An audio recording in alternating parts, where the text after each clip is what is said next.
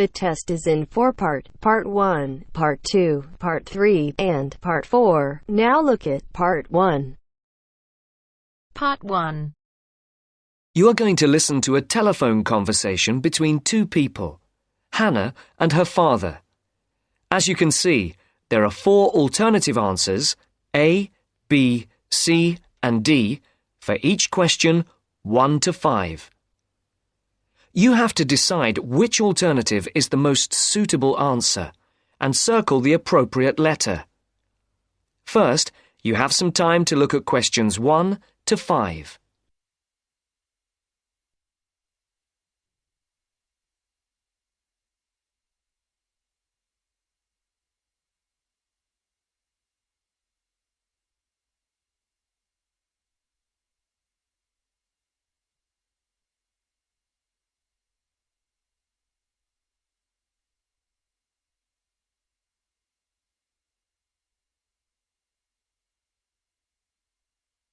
Now listen to the first part of the conversation and answer questions 1 to 5.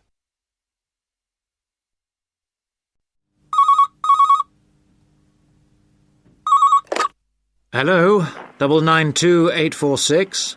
Dad, is that you? Hannah?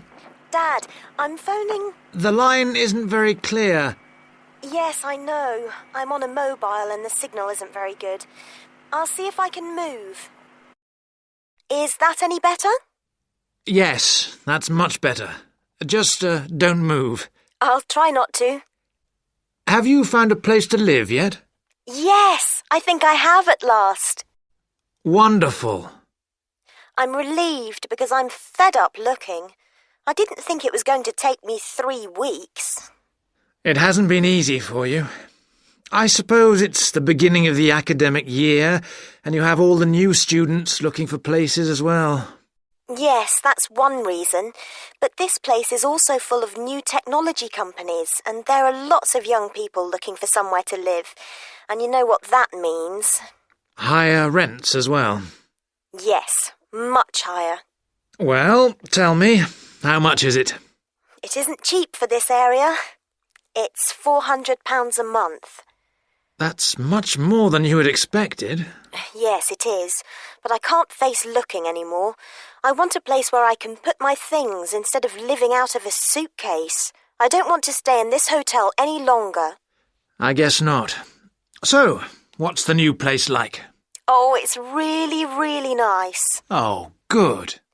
It's in a very quiet street. It's a 2nd-floor flat with 1 double bedroom, a large living room, kitchen and toilet and bathroom. Sounds very nice. Oh, it is. And guess what? Yes? It's got a small roof terrace looking onto the garden at the back. Great. And it's big enough to have my plants and a small table and chairs. Brilliant. Before the speakers continue their conversation, look at questions 6 to 10.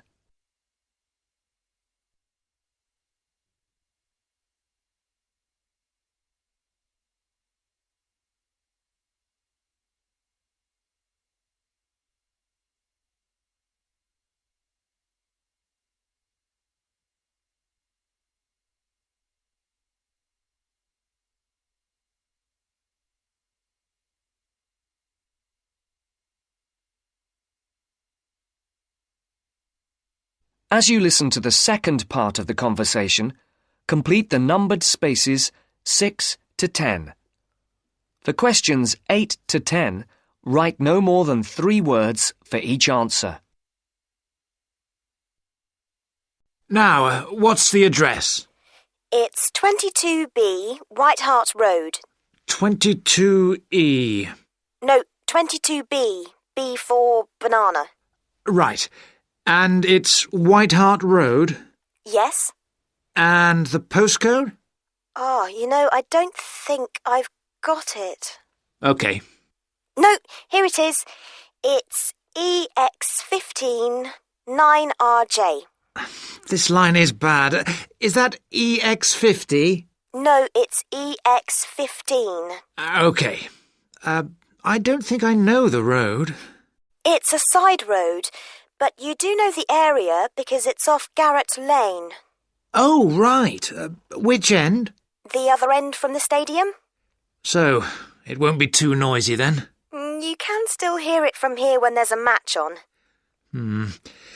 When are we going to see you?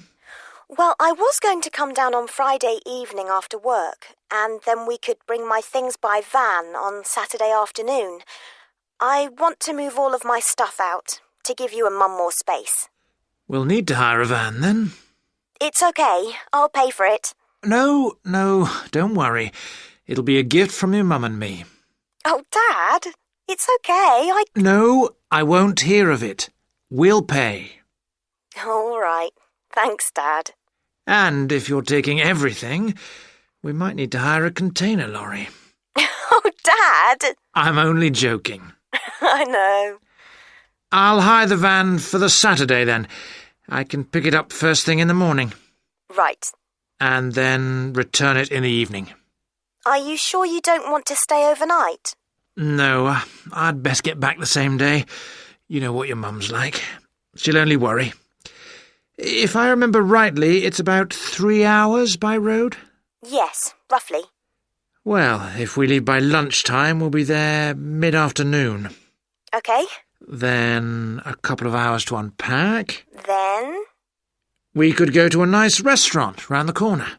Definitely. My treat. You're on. But I'll have to be away by about 7:30-ish. Okay. Right then. Mum wants to have a word.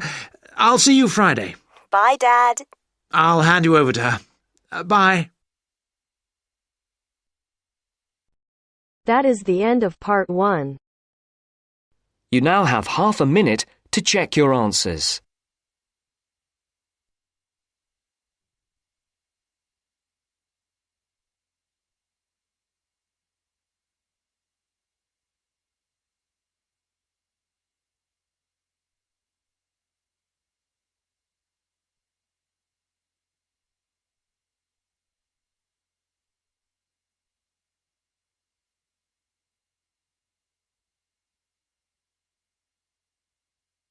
Now turns to part 2. Part 2. You'll hear someone talking to a group of university students. First, you have some time to look at questions 11 to 17.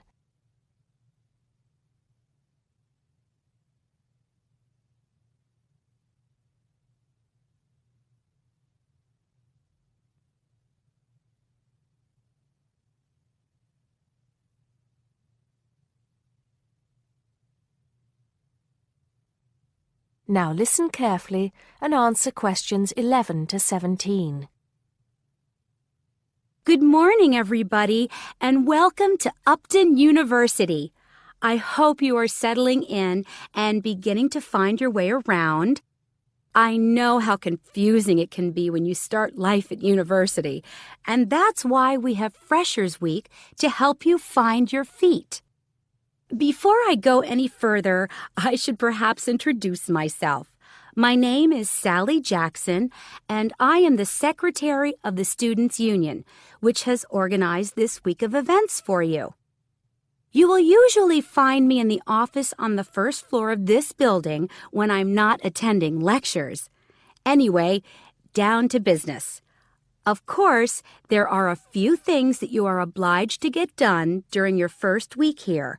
But once you've opened a bank account, if you haven't got one already, seen your director of studies to discuss which courses you are going to take, and signed up with a doctor, there will be plenty of time left to enjoy the events we have arranged for the week. And have we got a lot lined up for you? Throughout the week from Monday to Friday, every morning starting at 10 a.m., there will be orientation and welfare events. These will include tours of the campus, which, as you have probably noticed, is the size of a small town with 9,000 residential students, as well as sessions on developing study skills. We also have tours of Upton itself arranged for you, with a bus leaving from outside this building every afternoon at 5 o'clock. There are a number of interesting things to do and see in and around Upton, so you can expect visits to the castle and museum as well as the popular Ghost Walk. You'll need to sign up for this one, as numbers are limited. Just put your name on the list on the notice board in the entrance lobby. An important event is scheduled for Monday, that's the day after tomorrow, when we will be holding the academic fair. This is an opportunity for you to speak to students and academic staff about the courses that are on offer. The academic fair starts at 1 o'clock, by the way. There are a couple of other fairs that I think will interest you. First of all, we have the Societies Fair on Tuesday the 16th, which I think is an absolute must. You might not believe it, but the university has over 150 societies and sports clubs you can sign up for, so you are sure to find something of interest to you. That also starts at 1 o'clock, and it will be here in the Union Building. Also in this building is the Trade Fair on Wednesday from 2 until 5 in the afternoon. This one might sound a bit strange because you will find a load of banks and other businesses here trying to get your custom. You will find plenty of bargains and, best of all, a lot of the businesses give away stuff for free. Before you hear the rest of the talk, you have some time to look at questions 18 to 20.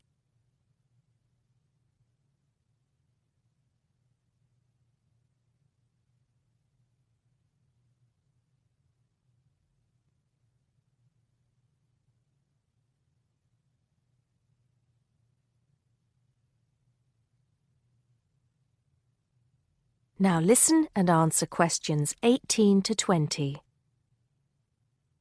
We've also got a great entertainment program lined up for you, starting tonight with our welcoming party.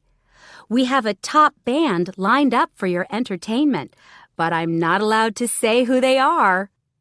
All I can say is that I am sure you will not be disappointed. So come along to Blackmore Hall at 9 o'clock this evening to get your university experience off to a flying start. Just one point. I'm afraid this event is limited to freshers only. Because of space restrictions, you can't bring a friend tonight. Sorry about that. There's more fun and games on Monday in the Cotswold Theater here on campus. We have booked two of the cleverest comedians in the country, Paul Frazier and Jenny Brown, for a 3-hour show. Paul has assured us that he and Jenny have packed the show with new material, and as they always get rave reviews for their shows, I think we can look forward to an evening of great entertainment. That's in the Cotswold Theater on Monday evening at 7:30. Moving along a bit, on Thursday there is an important date for your diaries. This is the official Freshers opening ceremony, when the dean welcomes you to Upton University. So remember, Thursday the 18th from 2:30 to 3:30 in Blackmore Hall. You certainly should go to this one, and by the way, light refreshments will be available. At the end of the week, on Saturday, you have the chance to dress up in your smartest evening wear for the official Freshers' Ball. Actually, although it's called a ball, it is quite a relaxed affair, so we are more than happy if you turn up wearing jeans and a t-shirt.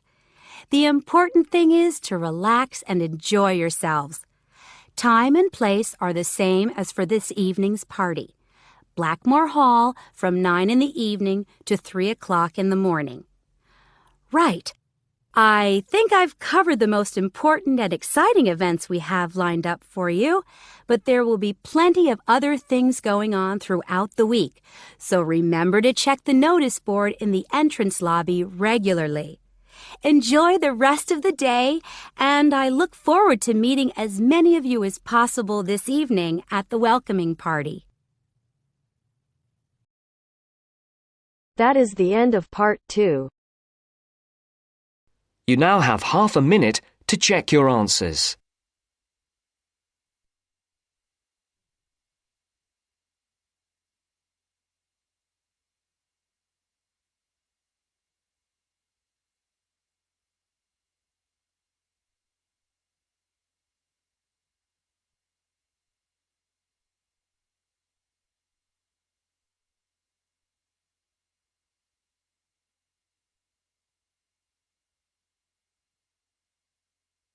Now turns to Part 3.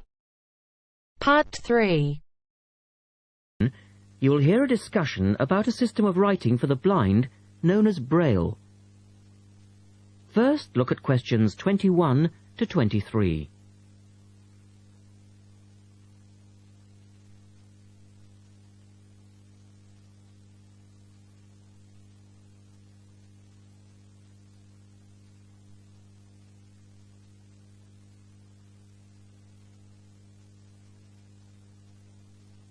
Now listen to the first part of the discussion and complete the notes for questions 21 to 23.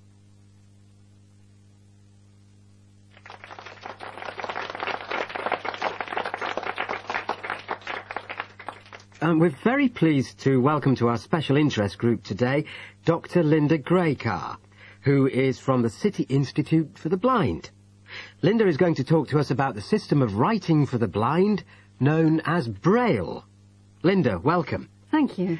Now, we'd like to keep this session pretty informal, and I know Linda won't mind if members of the group want to ask questions as we go along. Well, let's start with an obvious one. What is Braille, and where does it get its name from?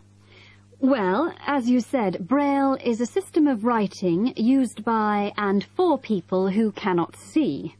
It gets its name from the man who invented it, the Frenchman Louis Braille, who lived in the early 19th century. Was Louis Braille actually blind himself? Well, he wasn't born blind, but he lost his sight at the age of 3 as the result of an accident in his father's workshop. Louis Braille then went to Paris to the National Institute for Blind Children, and that's where he invented his writing system at the age of only 15 in 1824, while he was at the Institute. But he wasn't the first person to invent a system of touch reading for the blind, was he? No, another Frenchman had already come up with the idea of printing embossed letters that stood out from the paper, but this was very cumbersome and inefficient. Did Louis Braille base his system on the first one? No, not really. When he first went to Paris, he heard about a military system of writing using 12 dots. This was a system invented by an enterprising French army officer, and it was known as night writing.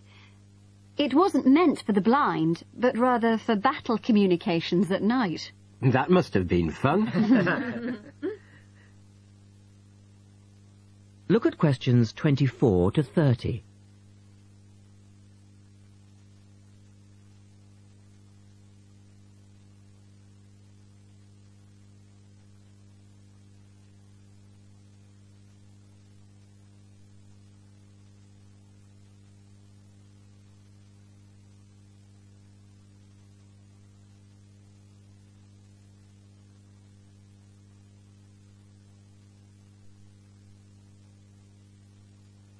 Listen carefully and answer questions 24 to 30.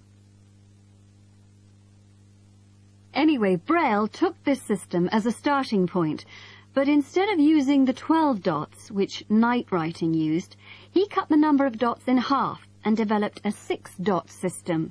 Can you give us a little more information about how it works?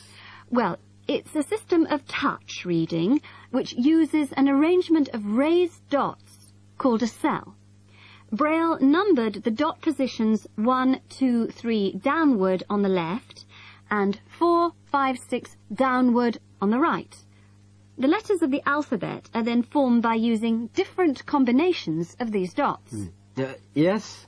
So, is the writing system based on the alphabet, with each word being individually spelt out? Well, it's not quite that simple, I'm afraid. For instance, the first 10 letters of the alphabet are formed using dots 1, 2, 4 and 5. But Braille also has its own short forms for common words.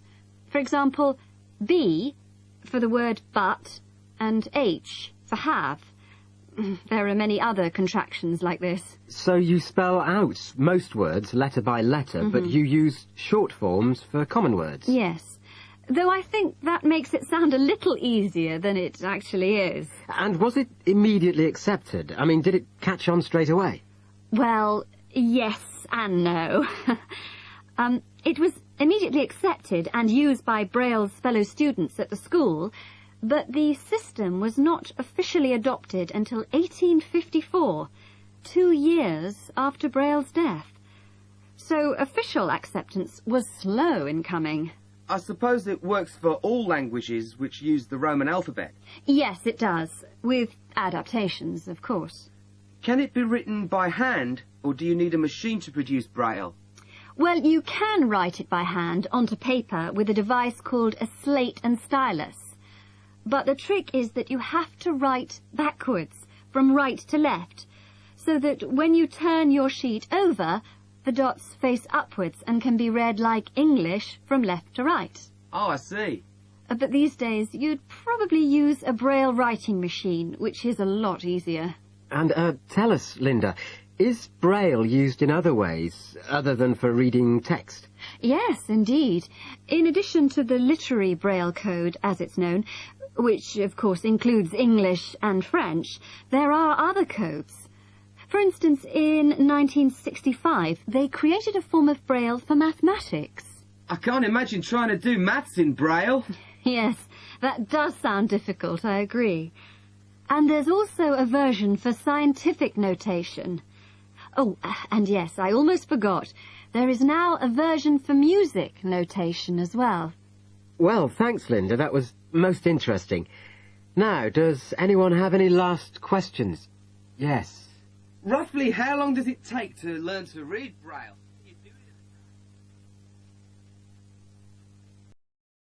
That is the end of part 3.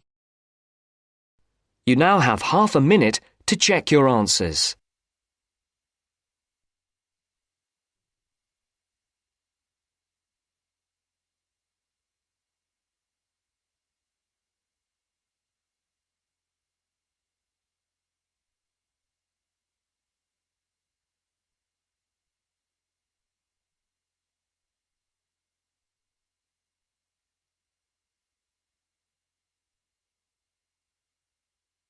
Now turns to part 4. Part 4. You are going to hear a talk introducing the courses and entry requirements of the Department of Psychology. You now have some time to look at questions 31 to 35.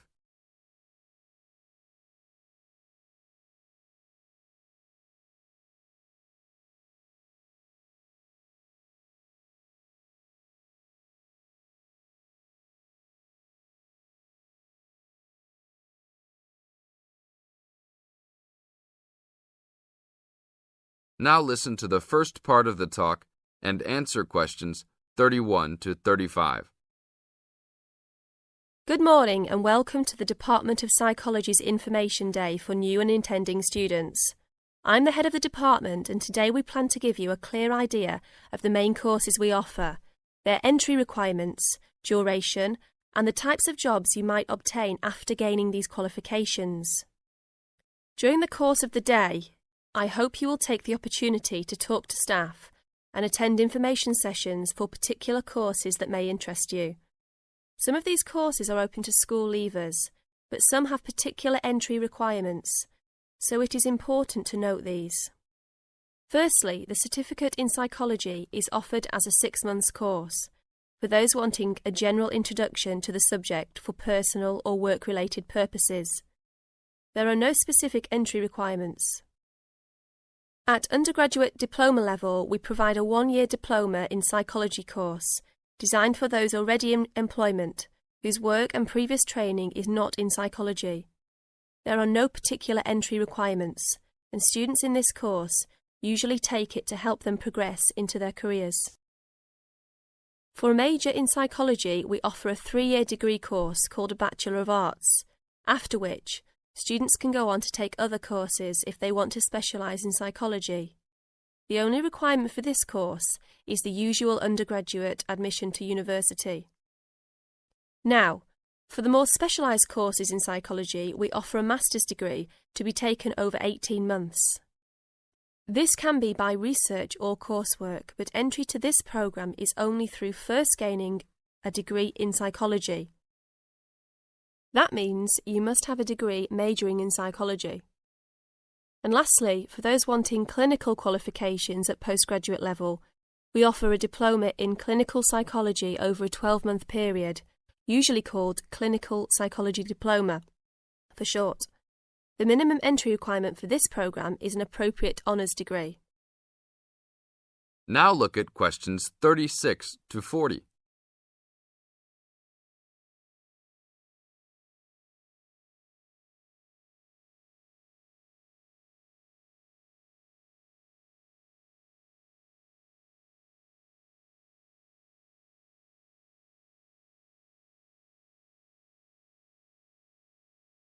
Listen carefully and answer questions 36 to 40. Now, it's also important that you have some understanding of the types of work these courses can prepare you for, and it's useful to know the relationship between the work you might do after you complete the course and the work of others who have studied different courses in psychology.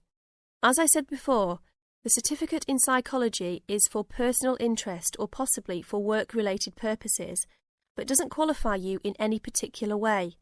Our students in this course can range from women who have stopped work to care for their children and the children have now commenced school, to the support staff in a specialised publishing company. They really vary a lot. The undergraduate diploma usually attracts people working in offices such as banks or in some government departments. If you gain a degree with a major in psychology, again, you are not professionally trained, but this could enable you to undertake further training to obtain professional qualifications, or it might just be part of a first degree that will help you to get a good job that doesn't require particular specialisation at that stage. After completing a master's degree, you would expect to have some specialisation, perhaps in research or on a particular aspect of psychology, such as child development. For those who also have a clinical diploma, there are a wide range of jobs available. Some focus on helping people with personal adjustment or family problems. Others might concentrate more on using psychological tests, or perhaps working in particular institutions, such as those for the mentally ill, or in prisons. There are many other job opportunities, so if you are interested to discuss possibilities with any of the staff today. That is the end of part 4. You now have half a minute to check your answers.